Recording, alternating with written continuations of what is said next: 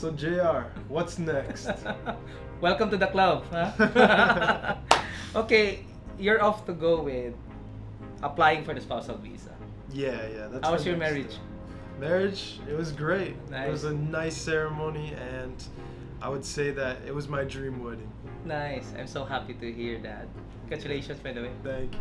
So the next step is baptism. Okay. Yeah, but to give a brief overview of your viewers here, so you already got this. You Yep. also have mine. So you're off to go. You're married to a Filipino citizen. You have your marriage certificate already. Yep. And then the next step after you sign that marriage certificate, you're gonna have it registered in a civil registry in Cebu, where in the city where the jurisdiction of your residence is, or the place of your wedding. So if it's in Cebu City, you're gonna have it registered in civil registrar in Cebu City. That office will now forward that to the PSA. So that is one of the major requirement of the spousal visa. There are three major documents that I need from you before we can start the paperwork. Number one, as what I just mentioned earlier, the PSA copy of your marriage certificate. Now, just to expound a little bit, if you got married probably last month, and then you have that one endorsed to the civil registry, the regular processing would be 6 to 8 months before it will be available in PSA, because it will jump out from your wedding ceremony, going to the civil registry, and then going to the database of the PSA. These are two separate government offices. But mind you, if you want to get that earlier, you need to inform the one who processed that marriage certificate to be electronically endorsed. Okay. By then, it will be available. The PSA copy will be available in the next a month or two. It will just go through the process, and it will be a lot faster, as what you mentioned. That's the first one. The second one, NBI clearance. That's a nationwide search of a foreigner in the Philippines if the foreigner applicant has a derogatory record here in the Philippines. And of course, your identification. The Philippine passport of your wife and your passport, yours truly. And the rest of the paperwork we're gonna produce for you and be ready so that it will be now ready for submission to the Bureau of Immigration. Okay. Wow, congratulations, huh? Once I have all of that and get it ready for you, what's the expectancy of, like, how long does it take to get the 13A visa back? Okay. Having the 13A spousal visa approved depends on where you submit it.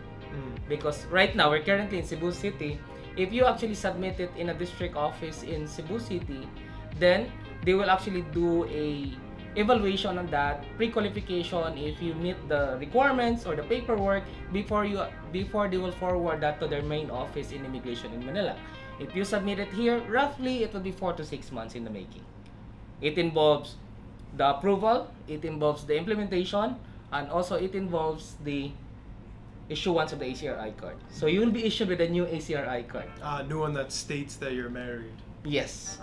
Okay. Alright? And if you submit it directly to the Bureau of Immigration in Manila, that's also possible. It will actually be like earlier, probably a month or 2 or 3, depending on the improvement or the processes right now of the Bureau of Immigration. And right now, also, it's important to note that that particular timelines that we have mentioned varies from each situation. Right now, there's a transition of a new commissioner on the Bureau of Immigration. It might affect the processing time. But rest assured, it will be finished once everything is in place and once everything is in order. Okay. Yeah, you're smiling, huh? That's a happy man. That's a happy man. Smiling a lot, huh? Basically, the marriage documents are already on your application. What you need to do is prepare yourself for a visa interview. Because right now, once we actually file your application and we have successfully lodged it in and they have accepted it, the next thing that you will be doing in the Bureau of Immigration is to have the is to be with a visa interview, wherein the immigration officer in the immigration district office here in Cebu would like to validate your marriage. Is it a legal marriage? Is it an arranged marriage? We don't know. However, their main intention is to really identify the marriage is legal and in place. That's the most important thing. And then right after that, you will be doing the biometrics. You need to prepare, especially you, because the biometrics right now, the database, your fingerprint, your signature, your ID on the system will be the one. Those data will be used upon the issuance of the ACRI card. Ah, that makes sense. Yeah. So, however, if they actually like ask you for additional documents to prove your marriage, probably a picture of your proposal date, probably also a picture, not necessarily on printed copies, a picture of your wedding, any picture that you've been together, that will actually like support your paperwork that you have submitted to them. Because right now it's just like, it's also fair to say that you have presented documents to them and they are actually evaluating it. All right. Mm-hmm. So for my viewers, if they are wanting to do this process, where can they find you? Like, can they email you? Can they contact you by phone? Where are your locations? Before I'll answer your question, it is also important to note that the processing of, or the process of the spousal visa would be coming into two major processes. Number one, you'll have the 12-month probation. That's the first step. And number two, before the end of the 12-month probation, you're gonna redo the same process again. That is what we call 13A Spousal Visa Amendment. Meaning, there is now a conversion from probationary to a permanent spousal visa. So that should be started to be in place or submitted at least 3 months before the expiry of the 12-month probation. So we need to prepare already after you'll be granted with the probation. 8 months from that, we need to prepare, because the preparation of the paperwork would actually last for at least a month, because there is an NBI clearance in place for that. And also, after you have been granted with the spousal visa, the foreigner has the obligation on a yearly basis on what we call annual report. And also, every 5 years, they're gonna renew the ACRI card ID. In every 5 years, they're gonna renew. In every 5 years, they're gonna renew the ACRI card on that spousal visa, provided that still the marriage is still in place. Okay, that's very important. Yeah.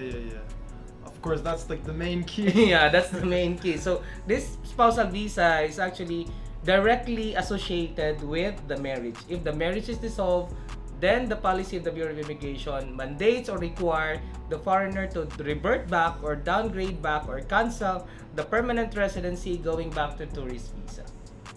And also, there are also types of spousal visa. The most common one is the 13A Spousal Visa. Those are applicable for countries who have good diplomatic relationship to the Philippines, and also for the non-visa required. For Indians, it is called TRV. It is still marriage to a Filipino citizen. For Chinese, it is what we call MCL. At the end of the day, they are all spousal visa. What's your question again? I forgot. The question is, if they want to get in contact with you, or where is the locations? Okay. Basically, we have 3 locations that you may verify with our. Basically, we have 3 major locations. Our main office is located in Cebu City, right across Ayala Mall Terraces. We have also another office in Dumaguete City, and we also have an office in Manila, located somewhere in Parañaque. Okay. Yeah, and also you can contact us on our website. You can also contact us via Facebook, and of course our email address. All right. Well, if you have any questions, then you can reach out to JRC. Thank you. Thank you.